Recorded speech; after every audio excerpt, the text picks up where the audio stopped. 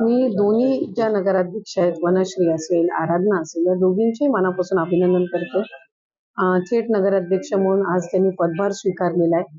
त्यांच्या पुढील 5 वर्षाच्या कारकिर्दीसाठी, यशस्वी कारकिर्दीसाठी आमच्या सगळ्यांच्या वतीने त्यांना खूप शुभेच्छा आहेत. माझी खात्री आहे की त्या दोघींच्याही माध्यमातून सगळे जे निवडून आलेले नगरसेवक नगरसेविका आहेत, रोहाचे किंवा मुरुड जंजिऱ्याचे सुद्धा, रोहा अष्टमीचे सुद्धा, त्यांच्या माध्यमातून विकसित शहर अधिकाधिक नक्कीच होईल. आणि त्याचबरोबर आदरणीय तटकरे साहेब असतील, यांचं वेळोवेळी मार्गदर्शन तर त्यांना राहणारच आहे. पण राज्याचे मुख्यमंत्री देवेंद्र फडणवीस साहेब, आदरणीय उपमुख्यमंत्री शिंदे साहेब, आमचे नेते आदरणीय उपमुख्यमंत्री दादा, यांच्याही माध्यमातून अधिकाधिक या शहरांमध्ये विकास करण्याचा प्रयत्न हा आमचा नक्कीच आहे. महेंद्र थोरवे वारंवार साहेबांना आणि त्या प्रकरणानंतर आता तटकरे साहेब महेंद्र थोरवेंना तटकरे साहेबांव्यतिरिक्त त्यांना कोण दिसतच नाहीये सध्या.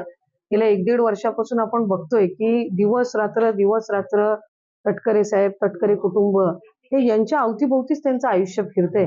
खरं तर मला कधी कधी त्यांना आठवण करून द्यावीशी वाटते की ते एक आमदार आहेत विधानसभे मतदारसंघाचे, आणि त्यांच्या मतदारसंघाच्या प्रश्नावर जर त्यांनी अधिक लक्ष घातलं असतं तर ही वेळ त्यांच्यावर आली नसती.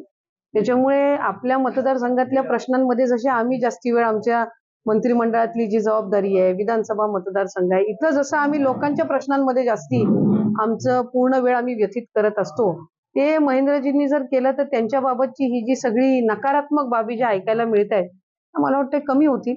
पण कदाचित त्यांना तटकरे साहेबांचं म्हणजे एक ऑब्सेशन आपण म्हणतो, हे तशा पद्धतीचं त्यांचं झालेलं असल्यामुळे कुठे ना कुठेतरी वेगवेगळे खोटे आरोप करणं, मधल्याही कालावधीमध्ये कुठेही जिथंही काही संबंध नाही तिथं तटकरे साहेबांचं नाव घेणं, याचा अर्थ असा आहे की ते बेचैन झालेले आहेत तटकरे साहेबांच्या.